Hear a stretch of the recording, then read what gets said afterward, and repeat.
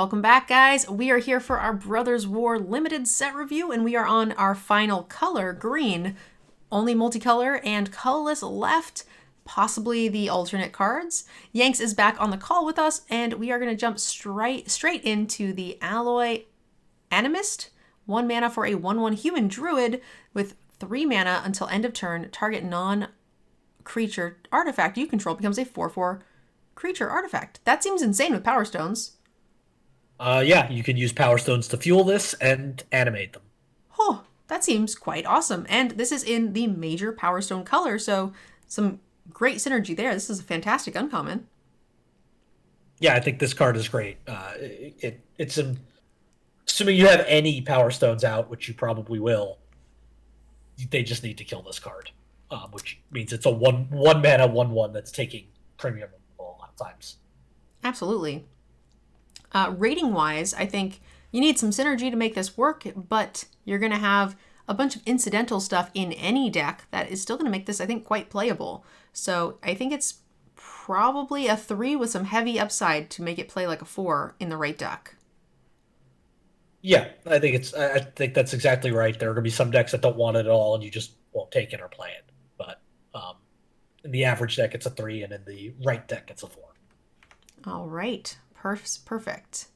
MTG Nerd Girl is proudly sponsored by CoolStuffInc.com. When you use promo code MNG5 at checkout, you'll receive a free exclusive MTG Nerd Girl Vampire token, as well as 5% off your entire order. Show your support for her content and get this free bonus by using the code MNG5. Only at CoolStuffInc.com. Cool stuff in stock. Argeothian Opportunist, 2 and a green for a 3/2 human scout. When it enters the battlefield, create a tap Power Stone. Okay. Simple card. 3/2 with a little bit of bonus, and these, blue-green wants to do Power Stone things, and really every color is gonna want the mana for something. So, yeah, it seems pretty good.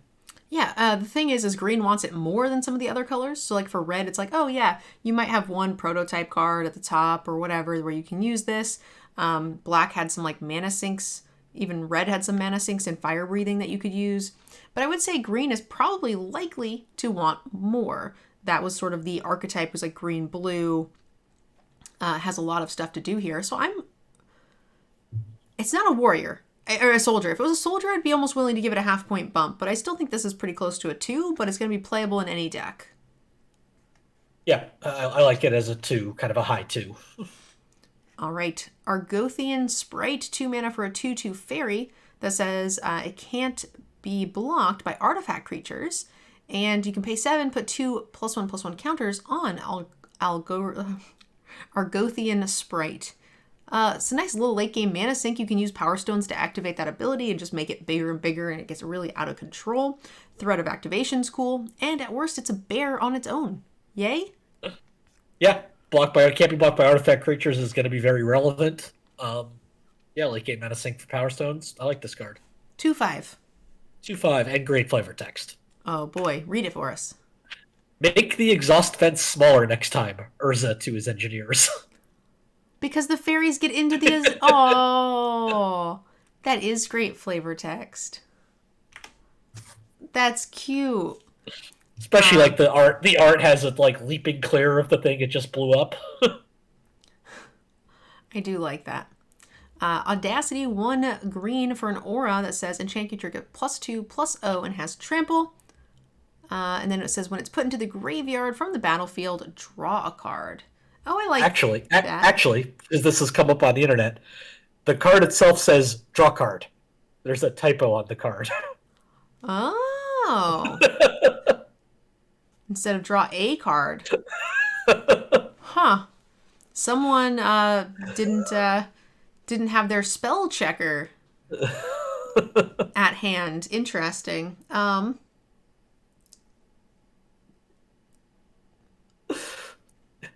Also, you need to have a copy of this card at your desk whenever you record Magic Mics.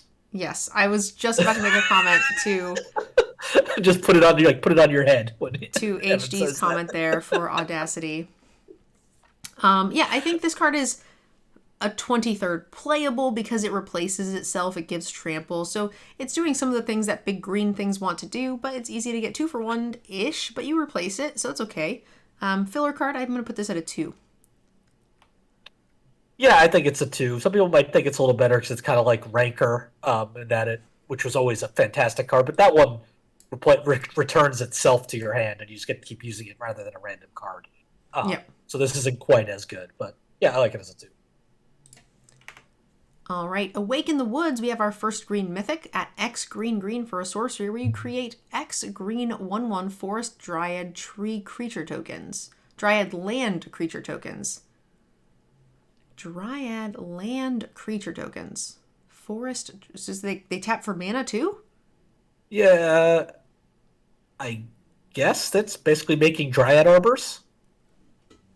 That's interesting, because it says forest land, so I assume it's a forest. Right? Yeah, I mean, without the rules notes, I won't be 100% sure, but I'm pretty sure that's correct. They wouldn't be called forests otherwise. That would, and if they couldn't tap for mana, that would just be begging to be confused. Yeah. And then you can tap mana to make your fairy huge, and you have all this mana, and you have all this stuff, and you go wide, and you do things. This card's fantastic. Yeah, and you should be required to only use the From the Vault Dryad Arbor that looks just like a forest, just to confuse everybody. So, rating wise, you can't use Power Stones to activate this, so you can't go super big into this, but it's still, a cool late game X spell that gives you some more mana for massive mana sinks, which we've already seen one in green. So rating wise, what are you thinking, Yanks? In this set, it's not like Selesnya is the go wide color like it usually is, so it's a little bit weird. A ton of 1/1s in green doesn't do necessarily that much, but any spell that just can kind of scale at a reasonable rate is going to be good. I like it at like a 3. Yeah. The fact that they are also lands, and we're seeing some heavy things that want to lay into lands, I'm willing to give it a little bit of a bump because it'll enable those things. So sure. I'm gonna call it a 3/5, but pretty close. Yep, so it's an interesting one for sure. Blanchwood Armor, 3 mana for an aura. Enchant creature gets +1/+1 for every single forest you control. It's a great payoff for a monocolor deck, which we've seen that can be very viable in the format. And this is also a reprint. It's a reprint, or after you've just made a bunch of forest dryads. That's true, they are forests. Oh boy. So you just put this onto something and they're just like, oh, it's okay, it's +2/+2, it's a 4/4, I don't need to block it, I'll just attack in the air and be fine. And then you're just like, got him. Oh, okay. It's a mythic, it's fine. Probably won't. Yeah. Until it does, and then I flip my table. This card is always fine. They put this on the blue mythic that's unblockable, so right after that as well. Yeah. This card. Sorry. Oh man, 12-hour stream's getting to me. This is a easily 2-for-1able target, so it's always scary to play these things. It doesn't replace itself, but I will say it is powerful enough to where if you're play it cautiously, get a good swing in. There are aggressive decks where this can end the game. What are you thinking, Yanks? This is also big enough, like what it can give you is big enough that maybe it's not really a 2-for-1 because you might be putting it on something that's been bricked anyway, and now it's a viable creature. Yeah, like that card may already be effectively dead. So you have to be careful with it. It's because it doesn't replace itself or anything like that. It's not amazing, but I think it's like a 2/5. Yeah, it's powerful enough to where I'm willing to give it that extra half a point bump because the payoff is worth the risk in this scenario where a lot of times it just isn't. Blanchwood Prowler, 2 mana for a 1/1 elemental. When it enters the battlefield, mill 3 cards. You may put a land card from among them into your hand. If you don't, put a +1/+1 counter on this. So it just gets you a land, helps fuel graveyard synergies or unearth stuff, and it's a 2/2 bear if you don't hit, but I think that's fine. This is probably a 2 in a deck that really wants a lot of land. It's maybe a little 2/5. Yeah, most of this cycle have been kind of in that 2 range, and I think this is no different. Great. All right. Boulder Branch Golem, 7 mana, or 4 mana. It's going to be either a 6/5 or a 3/3, but either way, when it enters the battlefield, you'll gain life equal to its power. So, it's like a common Thragtusky thing. He's like an idiot that helps beat, but also gains you a little life. But obviously Thragtusk draws, but you know what I mean. Yeah, not a huge fan of this card. No. The prototype rate, the first 2 colors, white and blue, I felt like the prototype rate was great on everything, commons and uncommons. This does not feel on rate. No, neither side does, and even if it was on rate, you're just getting, life gain's not a theme of this set. It's just kind of there. Yeah, I mean, you can play it. I think it's like a 2. Yeah, I agree. I really am not a huge fan of this, actually. If you have some artifact recursion where you can then get this back and play it as a 6/5 or it comes back into play, then sure. But for the most part, I'm going to try to avoid playing this. I think it's close to a 1.5 for me, but I'm sure it'll see some play. Yep.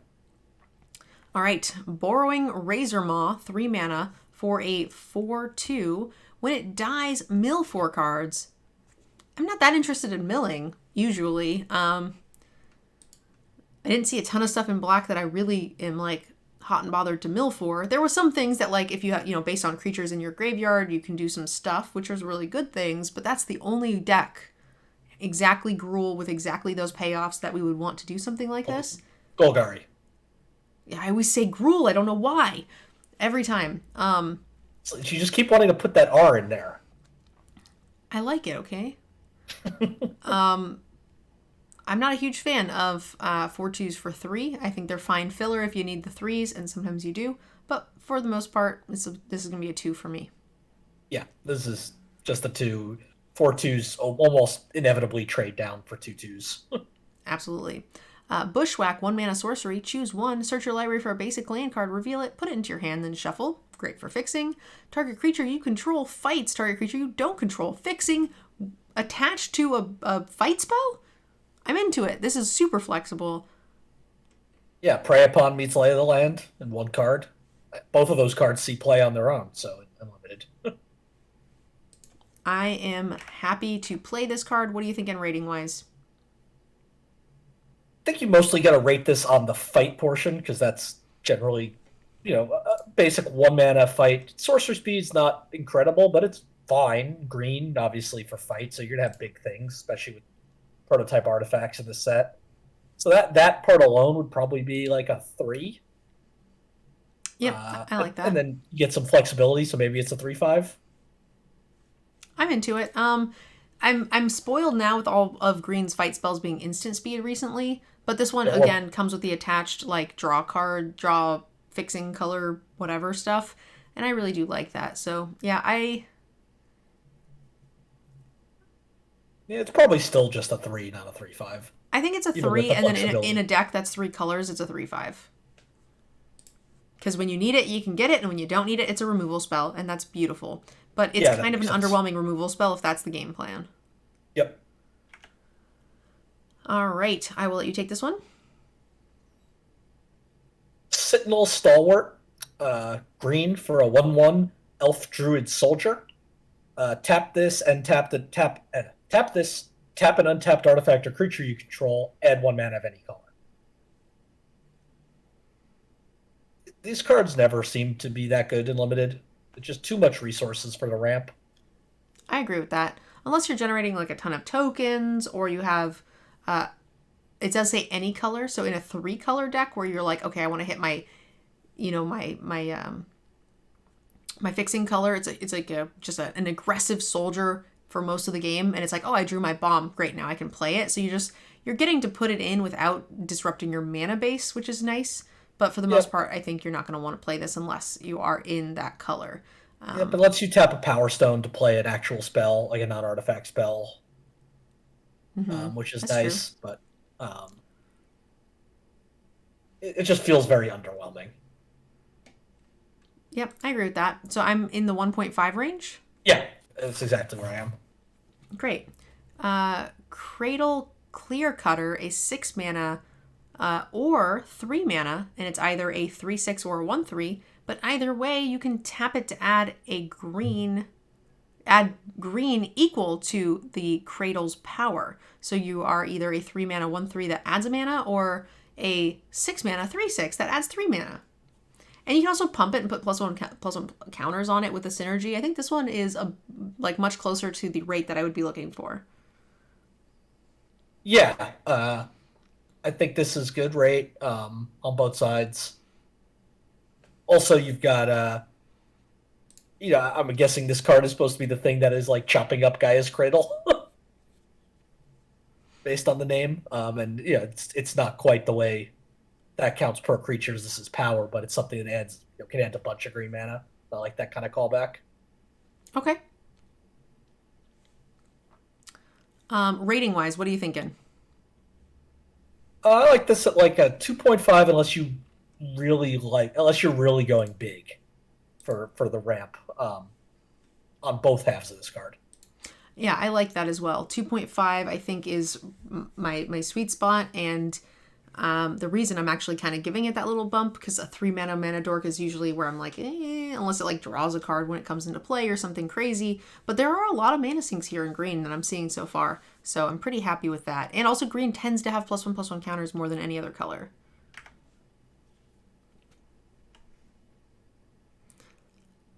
Moving on to Epic Confrontation. 2 mana for a sorcery. Target creature you control gets +1/+2 until end of turn. It fights a creature you don't control.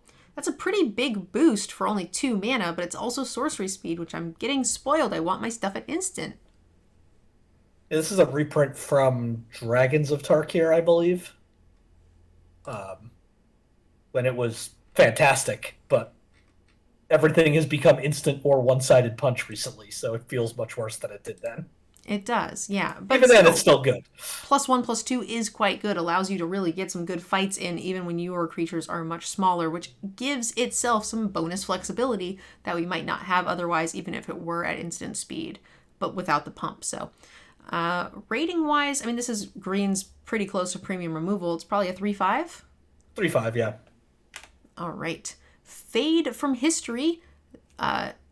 In the running for cutest card in the set, we've got a 4 mana sorcery. Each player who controls an artifact or enchantment creates a 2/2 green bear creature token, then destroy all artifacts and enchantments. Wow. It's a sideboard card, but holy smokes, is this going to blow some people out? Yeah, I'm not even sure this is only a sideboard card in this set when everybody's going to have artifacts. It probably is, because you don't know that they're going to have more than you. Yes. If your deck unless has you 0, have very few. Yeah. If your deck has 0, then maybe, but this is the Power Stone set or color too, so it's I feel like this is going to be a sideboard set. It probably ends up in there, but I wouldn't hate playing this, in my main deck if I had to. So you want to give it like a 2? No, I think it's like, I would normally, for a sideboard card, I would just put it at a 1, so I'd probably put this at like a 1.5. Okay. 1.5, I think I can agree with that. I will say I don't understand the card. I don't understand why destroying all artifacts and enchantments results in a bear.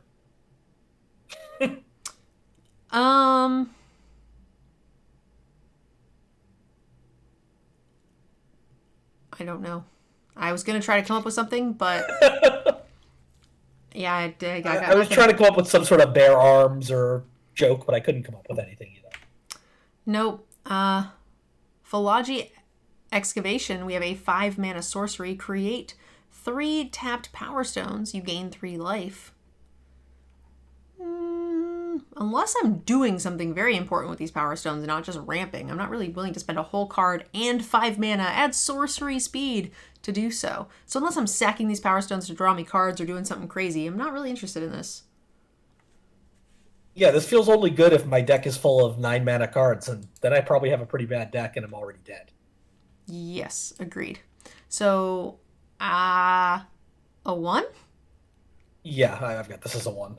A 1 in the average deck. I'm sure there's going to be some decks where it's like you have a bajillion payoffs, like the food deck in Eldraine, right? Like I liked normal food that came on cards that I was like willing to play, but you didn't play the magic beans very often unless you had a lot of magic beans, right?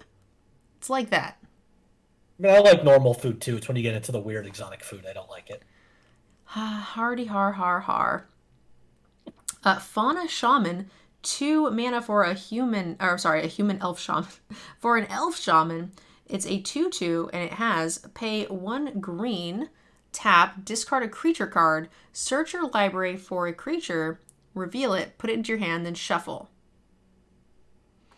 So it lets you upgrade your creatures into the best creatures you have as you draw them, and it's a bear on its own. That's fine. Yeah, this is a reprint. I can't remember what set it's from. Yeah, it's mostly just a bear unlimited for me.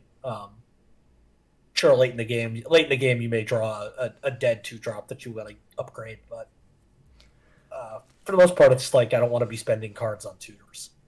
Yeah, well, the nice thing is that it's a bear in its own right, which is a curve-filling thing you wanted to do anyway. My bigger concern is that if you're too liberal with this in the beginning, you're just like, you pitch 4 or 5 things to get your 4 or 5 best things out of your deck. Somehow, they're not dead, or you couldn't pay the mana for them or whatever. You've sort of diluted your cards out of spells. You have a lot more land, and, maybe you were a little overzealous about discarding creatures, and you just have like a lower creature count overall, unless you have ways to use them in Golgari. Got it that time.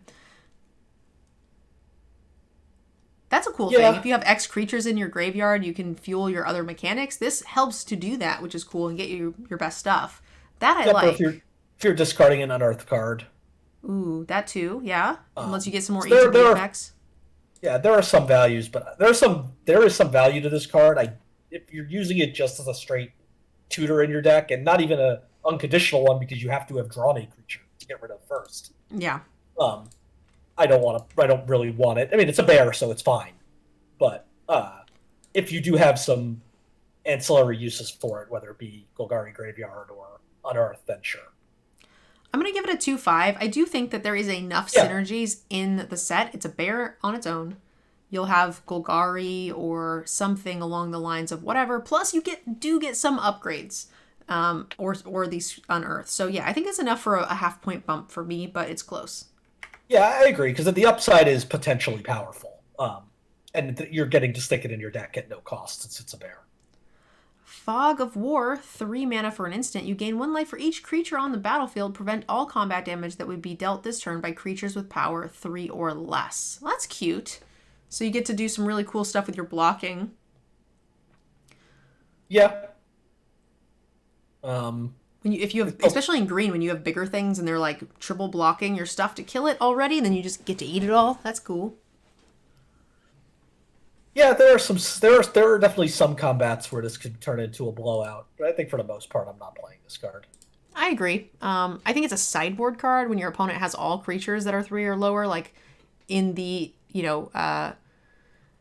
blue-black deck that wants to be playing mostly 3 dropped or lower. Black-white. Oh, that's black-white, sorry. Black-white. Blue-black is the draw cards. Yeah. Then you want to bring this in. So I think this is a perfectly fine one-of for the sideboard, but, most of us are playing on Arena. We're mostly playing best of 1 these days, so probably not going to see a lot of play. So I'm going to give it a 1.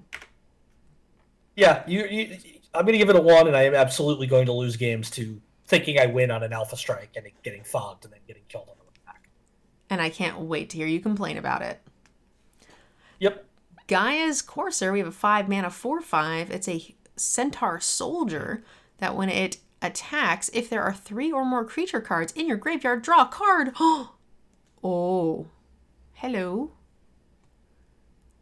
Yeah, if I've got this in my deck, I'm starting to be happier with that cycle of mill 3 cards. Yeah. Fauna Shaman, all that stuff is going right into my deck if I've got this. This card is fantastic. Pause. Extra life donation, $25. Thank you, Franklin, for clicking on my trap. I really thought you were going to say extra life donation, $1. Shush. Stop. These people would already have done it, but I said it the first time. Stop! Why are you baiting the trolls?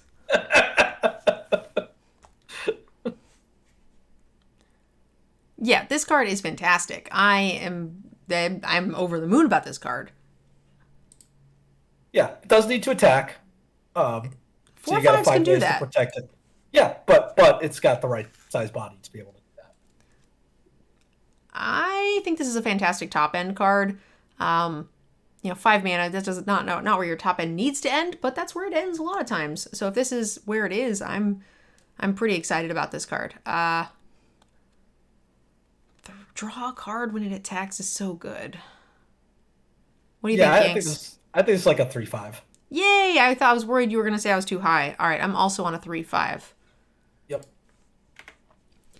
Gaia's Gift, 2 mana for an instant. Put a +1/+1 counter on target creature you control. It gains reach, trample, hexproof, and indestructible till end of turn. Wow, they're just getting crazier and crazier with this stuff. It's like they just took like darts and threw it at a dartboard. A handful of 4 darts. Like, all right, it gets this. It gets these things. Yeah. So it's like Snakeskin Veil ++ that, for 1 mana attacks, sure. These cards are always good. You can kill them with trample, you can sneak them with reach, you can hexproof out of removal, you can indestructible in combat. You can do everything. But wait, there's more. It also cost you 1 more. But wait, there's more. It has a pun in its flavor text. When you talk about flavor text, you gotta read it, Yanks. When it came to fighting an army of trees, even Mishra's best generals were stumped. It's a tree. That's pretty good. That's a good pun. Yeah. I'm just gonna stop making you read the flavor text, and then for all the people who listen to these set reviews because they're very long, rather than just looking at my stupid face for the full 17 hours, they're just gonna start getting really mad at you because you're gonna be like, the flavor text is awesome. I'm just gonna be like, okay, moving on. He's not gonna read it. Jokes only for Yanks, no one else. Giant Growth. What did we give that card? I think it's fantastic. It's like a 3 or a 3/5. It's like the combat trick that I want to play all of. I will play more than one of these. So that's at least a 3.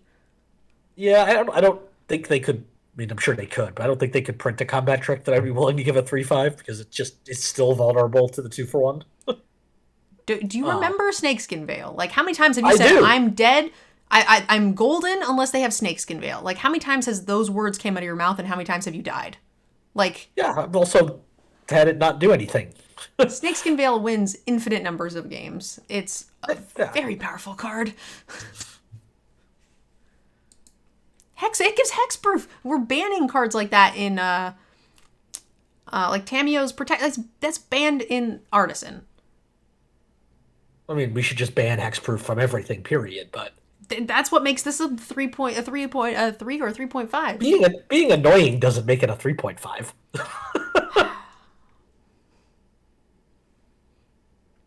All right, what is your rating then, Yanks? I mean, I'm giving it a 3, which is like a 1.5 better than I usually give combat tricks. So that's fair. I'm gonna say 3.5 just to be annoying. You think this card is at the same level as that thing that draws cards every time it attacks? In its own way.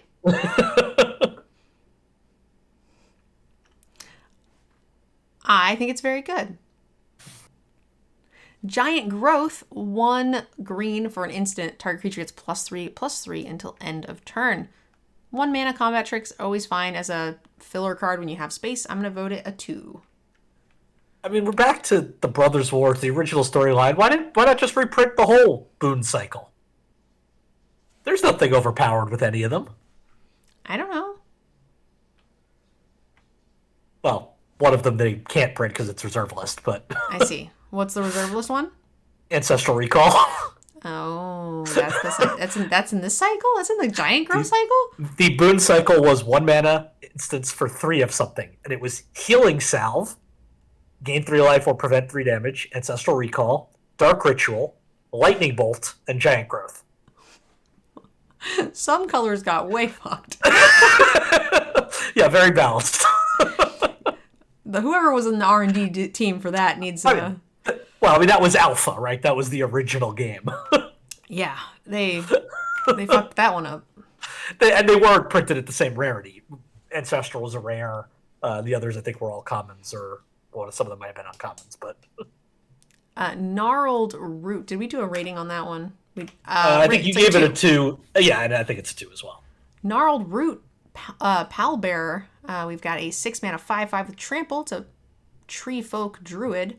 When it enters the battlefield, target creature gets +X/+X to end a turn where X is the number of creature cards in your graveyard. Again, more graveyard synergy, which is interesting to see. We saw a lot of payoffs in green, and we're seeing a fair amount here in black, and we're seeing a fair amount here in green as well. It's a little pricey, but a 5/5 Trampler for 6 that packs a little bit of an oomph punch when it comes into play is nice. What do you think in rating-wise, Yanks? I think it's like a 3. All right, I am going to do a 2/5, only because it's a 6 mana creature and you got to play them sparingly. Yeah, it's also like kind of adorable art with the tree folk. It's a pallbearer. He's carrying a corpse of another tree folk, like at a funeral. Oh, he is. I didn't see that. I thought he just looked all gnarly and like coming out weird. But you're right, that is a body. That's sad. Yeah, just like pallbearer at a funeral. And there's like a guy with a pointy stick in the tree. Yep, one of the Argeothian elves. All right, moving on. We have Gwena, Eyes of Gaia, 3 mana for a 2/3 Elf Druid Scout. You can tap it, add 2 mana of any combination of colors, spend this mana only to cast creature spells or activate abilities of a creature card. I'm totally fine with that. And then also it says whenever you cast a creature spell with power 5 or greater, put a +1/+1 counter on this and untap it. Oh, hello. Yeah, this card is very good. This card is very, very good. It's a great rate. It does everything I want it to do. It's a fine rate on its own, and then it ramps you into all your stuff, and it activates all your abilities. And we've seen a ton of like mana sinks here in green, so this is like a 3/5. Yeah, I like it as a 3/5. It's not like packing the punch and winning the game for you, but it's gonna help you do that very quickly. Haywire Mite, a 1 mana 1/1 insect. When Haywire Mite dies, gain 2 life. And for a green, you can sacrifice it, exile target non-creature artifact or non-creature enchantment. Okay. There's a few enchantments that seemed like they were worth playing. Yeah, this is kind of an innocuous card, but I think it's going to be pretty good. I don't really care so much about the gain 2 life, but you get some artifact triggers, you get some 3 or less triggers. Admittedly, that's in black-white. You mostly want to be playing this in green. But exiling these things is going to be relevant, particularly non-creature artifacts. But we've seen both white and blue have enchantment-based removal. Mm-hmm. Yeah, I think certainly happy to have these in sideboard. Yeah. I don't know how many of these I'm playing in the main, but yeah, I think this is fine. Probably a 1.5 for me, and definitely wanting to pick up some for the sideboard. Yeah, I agree with that. All right, we have Hoarding Recluse, a 4 mana 2/3 spider with reach and death touch. Ooh, I like this spider already. When it dies, put up to 1 other target card from a graveyard onto the bottom of its owner's library. So good with shuffle effects. Moderate thing for what, like long mill games where someone dies to losing their deck, which is not relevant. And this format does seem a little, with the exception of soldiers, a little on the slower with all the sorcery speed stuff and also the big prototype stuff. It feels like we're gonna get a couple of turns. Yeah, I think so. It hits Unearth, which is nice. Get something out of their graveyard. That's true too. Yeah. I love a 2/3 with reach and death touch. Yeah. So it's a little pricey for a little, it's likely going to make a trade when it does. So that's a little on the rough side, but I think that's still fine. I think this is a 2/5. Yeah, I like it at 2/5.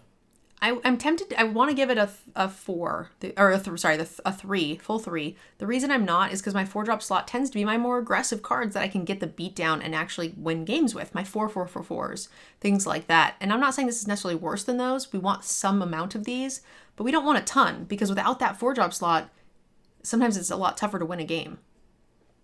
Yeah, and a lot of times it also ends up being very crowded.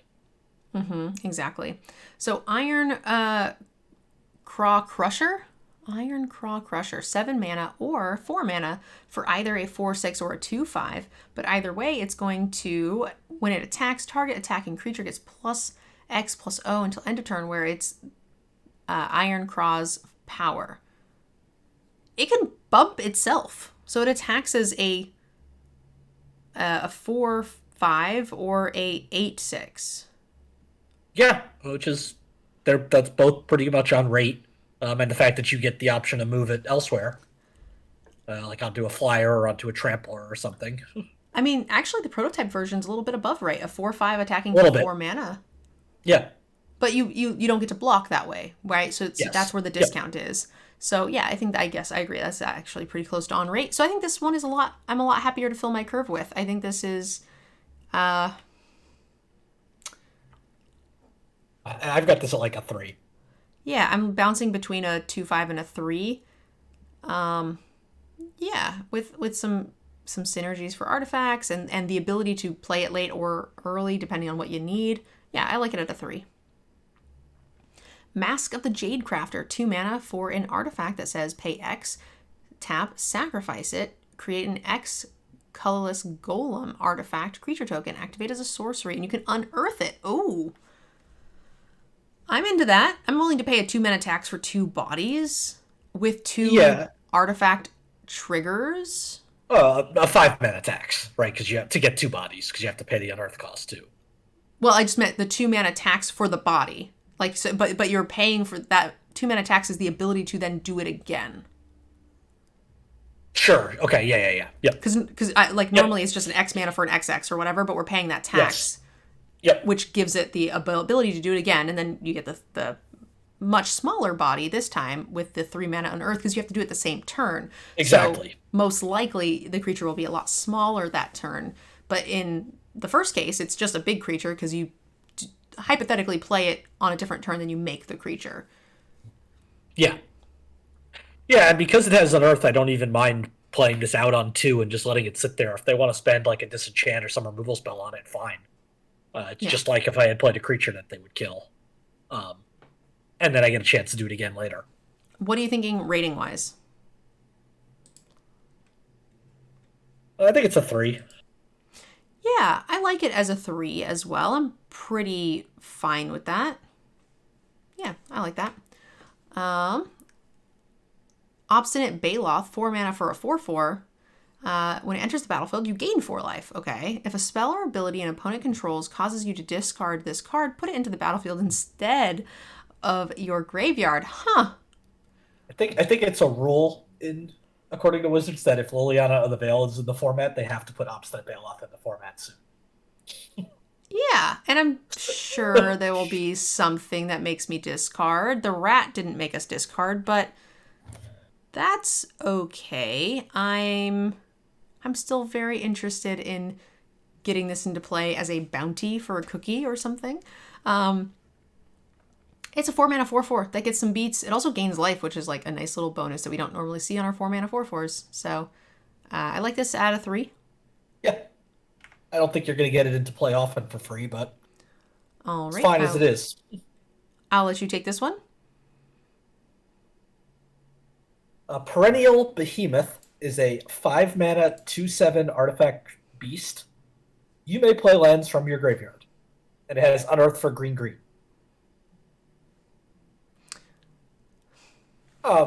This the feels ability like, doesn't matter.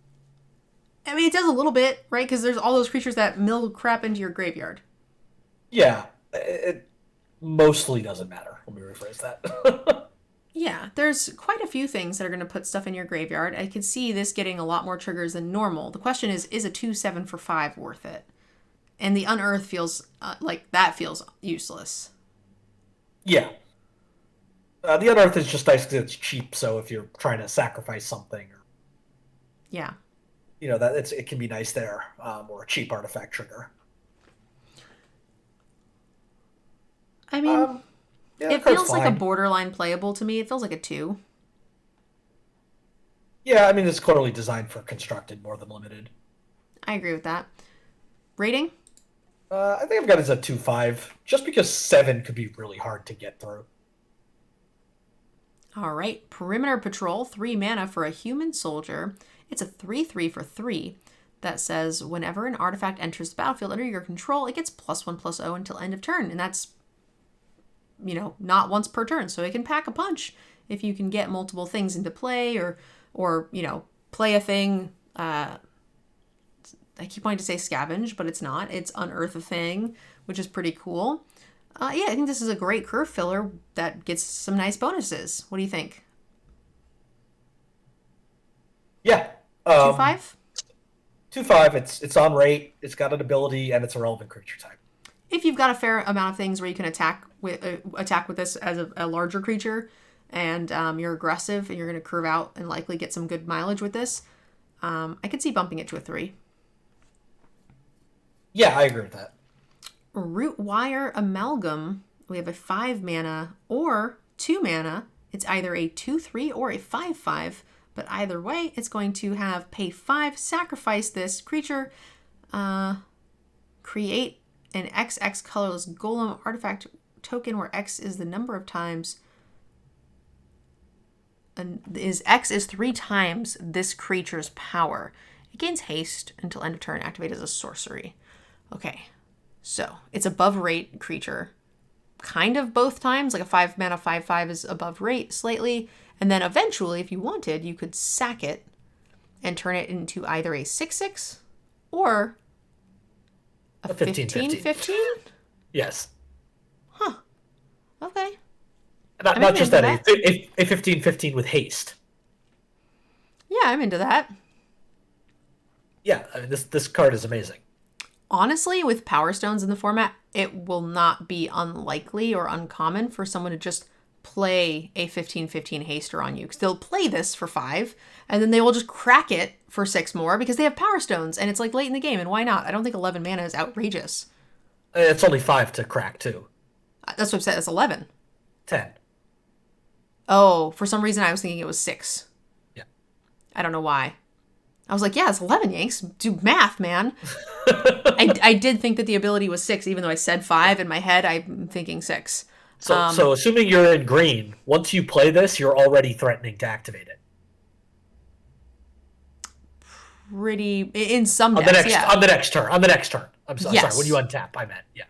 Absolutely. And I think some decks might just play it and activate it and kill you. If you're just like, oh, we're trading 1 for 1. Like, I'm going to attack you, you attack me. And then they just like tap out and you're just like, got him. Yeah, and sometimes you won't even need the 15/15. You might be able to just for 7 mana make a 6/6 haste, and that might be enough. For 7 mana. Oh, I see what you're saying. Yeah. Yeah, you're right. If you want, if the haste is what's relevant. What is the rating on this card? Because it is just a big dumb idiot with no like ETB or anything. I think it's a 4. It's Yay, just me that too.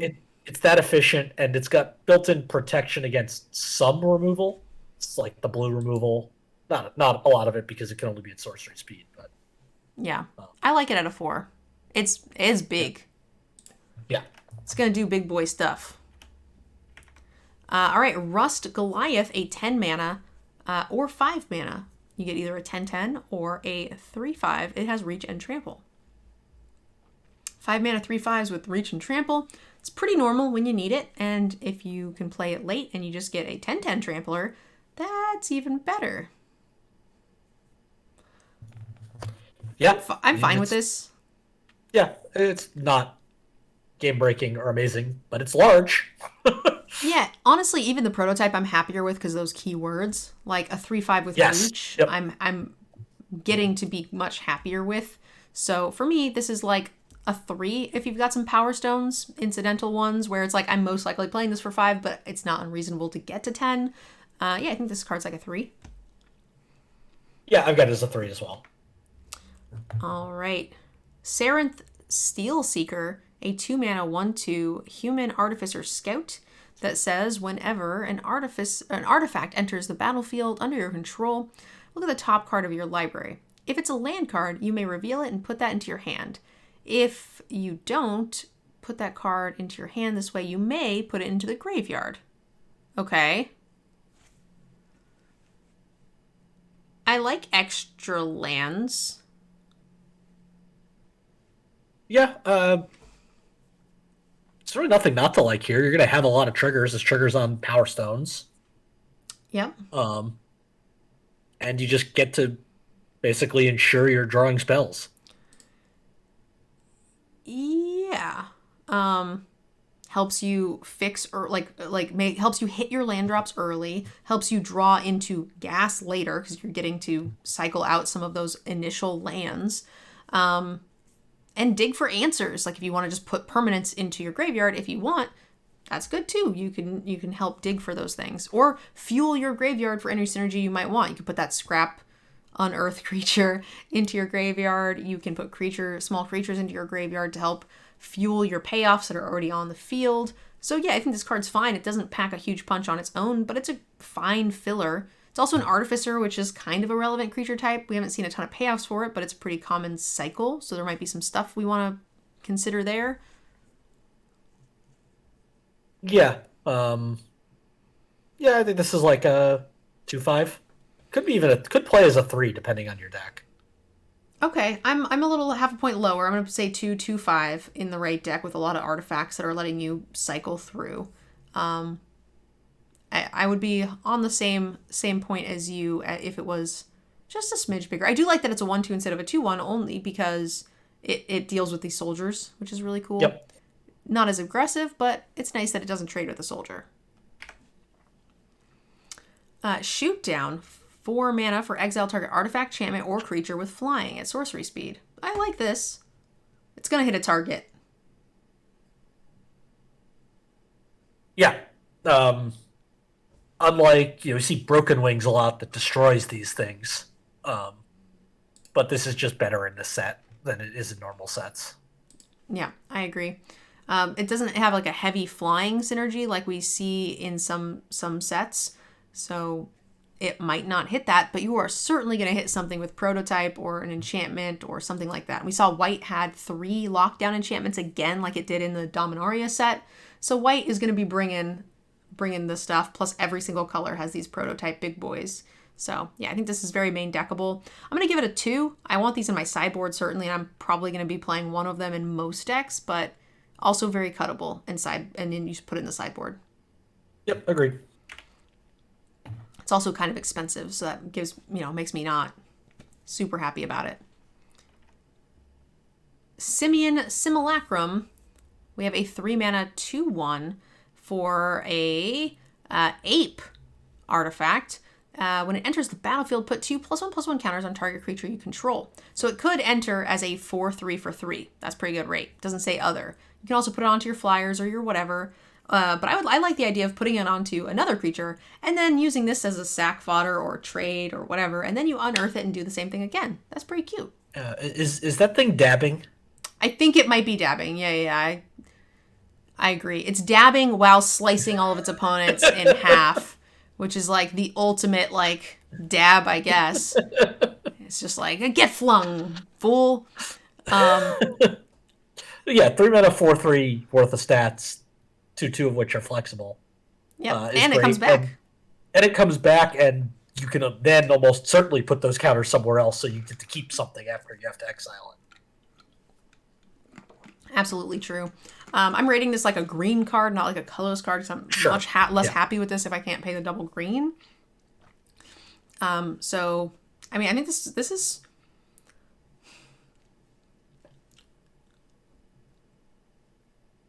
It feels good, but I think it's like a 3/5. Yeah, 3/5 is right around where I was looking. Yeah, it's get those +4/+4 stats on the one card feels really strong over time. So, it's getting closer to a 4, but it's not quite there. Yeah, I agree with that. Tawnos Tinkering. 4 mana for an instant. Put 2+1/+1 counters on target artifact, creature, or land. Untap that permanent. If it isn't a creature, it becomes a creature. So you can put it on a Power Stone. You can put it... Oh, no. Yeah, it's an artifact. Put it on a Power Stone. Put it on a land. Make it a 2/2 creature. It's fine. You can make it something bigger. But 4 mana for a 2/2 or for 2 counters seems like a lot, even at instant speed. Yeah, I don't think it's great. It does untap things, so it can help you like surprise block something, which is nice, but that means you're holding up 4. Yeah, I think it's a little expensive for me. I don't love this card. I'm in the neighborhood of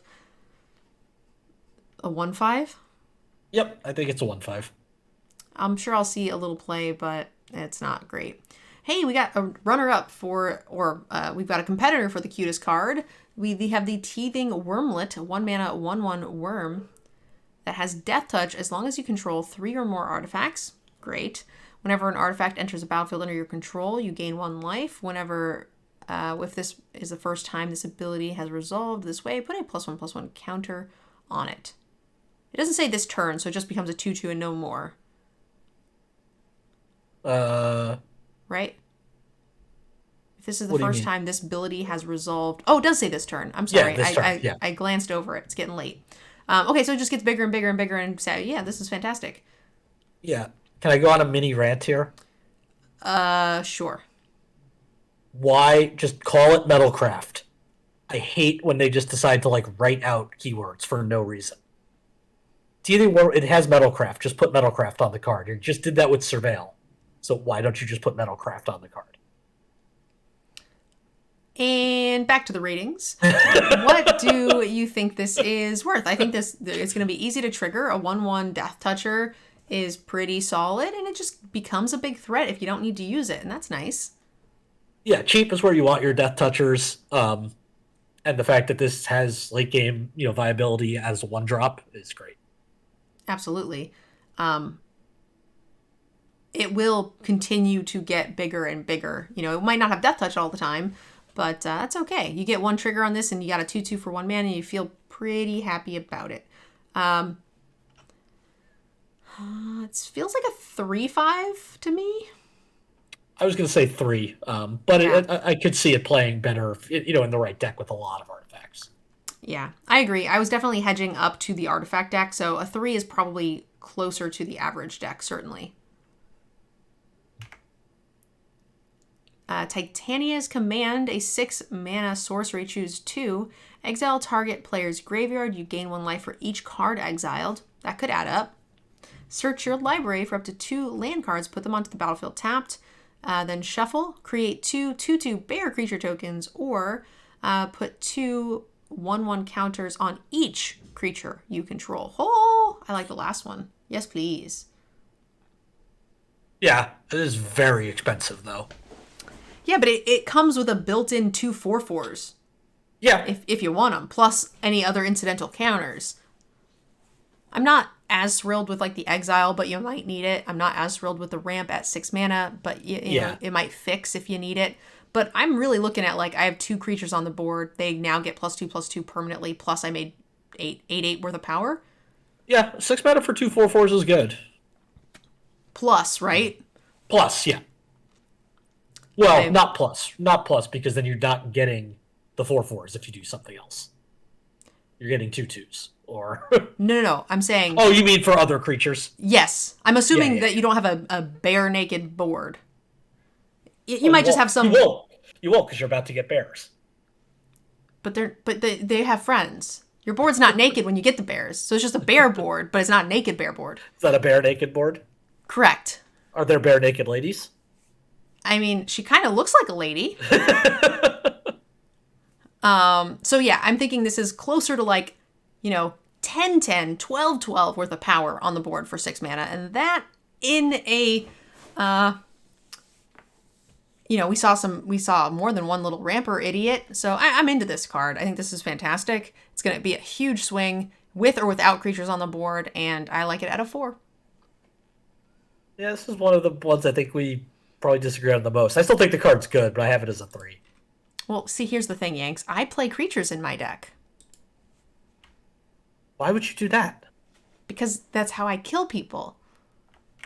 No, you have to kill them by crushing their spirit, not by killing them. I see. Well, my deck today had its entire win condition that in game 1 was 3/1/3s. I remember, and that's why I crushed you in the event today. Thank you very much. You played 1/1/3, and then I proceeded to steamroll you with my massive hordes of creatures. All right, moving on. We've got Tamokul Honor Guard. Sure. 2 mana for a 3/1 human soldier with Ward 2. Sure. It's a human soldier. I'm going to give it a little benefit for that. Ward is cute, but a lot less relevant when it trades with a token. If you want soldiers, it's a 2/5. If you don't, it's probably just a 2. Yeah. I don't care about ward on creatures like this because I don't want to be targeting them anyway. Agreed. All right, 2. Moving on. Wasteful Harvest. We have a 3 mana instant for mill 5 cards. You may put a permanent card from among them, from the mill cards, into your hand. Okay, so it's going to fuel your graveyard stuff, but I don't usually like to spend a whole card just to put stuff in my graveyard if I can help it. I usually like it when it's attached to a creature, and there's plenty of those in the format, so no thank you. Yeah, I mean, this isn't just mill. It does replace itself. But, yeah, I'd rather be actually doing something with my 3 mana. If I have 2 of the satyrs that draw cards for the creatures in my graveyard, sure. Yeah. But I've got to have more than one reasonably large payoff for having extra stuff in my yard. Yeah, I don't actually want to play this card. Cool. So it's a 1 in the average deck. Yep. All right, guys. That's the end of Green. Thank you all so very much for watching. Yanks, thanks for joining us. Happy to do it. A couple more to go. Make sure you guys leave us a comment. Let me know what you think of the set so far. And don't forget to go back and check out our other colors. They're already up, as well as our introduction to Brothers War. That's really the one you should check out if you haven't seen any of these other videos. That one's going to give you the best information about the different draftable archetypes, new and returning mechanics if you have any questions on them, as well as some of the lore and flavor. Thanks again for watching, guys. We'll see you next time. Bye.